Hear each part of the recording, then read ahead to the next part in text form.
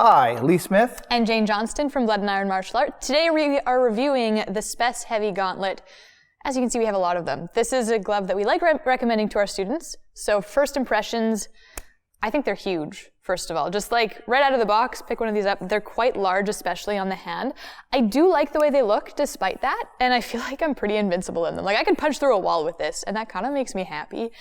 The one thing I'm not sure of is the mobility, especially in the thumb. It's a little bit iffy at first, but overall, I do like these gloves. Now, the thumbs take a little getting used to, and they are pretty big, especially when you have little baby hands like Jane here.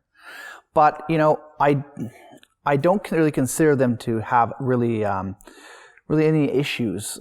Honestly, I find like they grip pretty well. The thumbs, they take some getting used to, but yeah, you know, so is every glove at this point.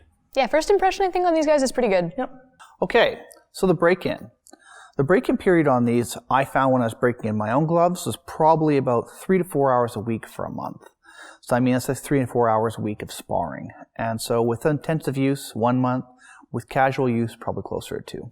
Yeah, it's about 1 to 2 months depending on how much you use them. The more you sweat in your gloves, the more easily they're going to break in. Like I've got super sweaty hands, and mine broke in a lot quicker just because of that.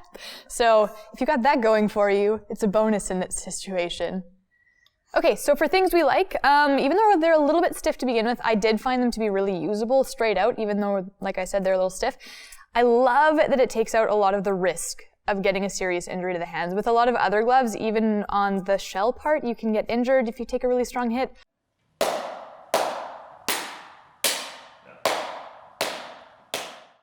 I'm not worried about that here, and of course it does raise the question of, well, protect your hands, you won't need to have super hard gloves, but I like my hands. I don't want to, A, not be able to live my day-to-day life, and B, not be able to train properly because of a hand injury. So for me, these guys are really comforting, and our club has a culture of making sure that we're not being lazy and just hand parrying and not protecting our hands. So for us, it's not really that much of an issue.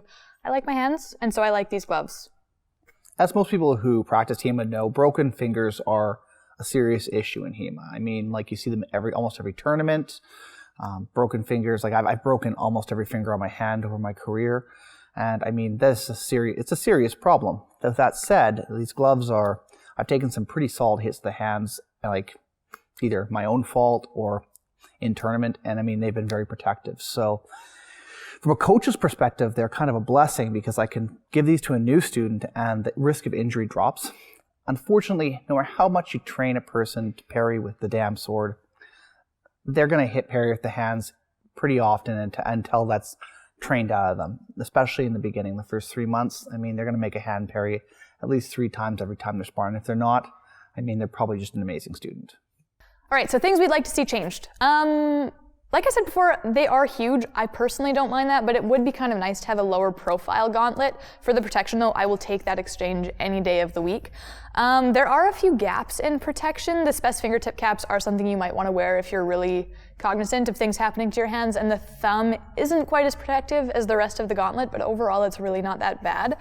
The thumb, however, there are some weaknesses. That when she mentioned the thumb, and that needs some definite changing. I mean, on the side of the thumb here, getting hit is pretty common, and usually it'll break a fingernail or at least leave a nasty thumb bruise. I mean, yeah, the tip of the thumb isn't the most protective. Yeah, I've been told people have broken their thumbs, but you know, considering the lack of finger injuries we've received from this, I'm not one to complain too much. The other thing too is in this region here, I'll pick one of these up right here. It's a little underprotected. I've been hit in the wrist with that, even with a light shot, like the lights work. And I mean, that was extremely unpleasant, and I don't hope to have that happen again anytime soon. So that's what I would like to see changed. And in this sense, I don't really have the expertise to say how that change should happen, but I'm sure that there's guys out there who have a good idea of what they're doing and can probably give us a slight modification to make that better. Right now, I would say this is the glove we recommend most to our students. The reason is they're widely available, which is excellent. They're relatively inexpensive. They did have a recent price drop, which was really nice. That is very cool.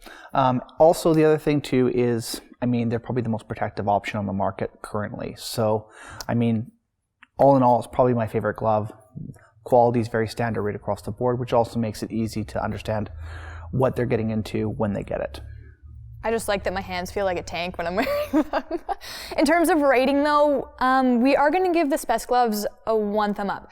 At this point, we don't really feel like there's any longsword glove on the market that is worthy of a 2 thumbs up, just because they all leave something to be desired, whether it's protection or mobility. Hopefully that changes in the very near future, but right now, this is our favorite glove. This is the one we'll always recommend to our students, and it's a solid 1 thumb up from us. You can get these guys through Purple Heart Armory. Spes USA also has them at very reasonable prices, so that is our review of the Spes Heavy Gauntlet. If you have any questions, comments, let us know down below, and even stuff for new reviews, because we always want suggestions for those. Yeah. But bye now.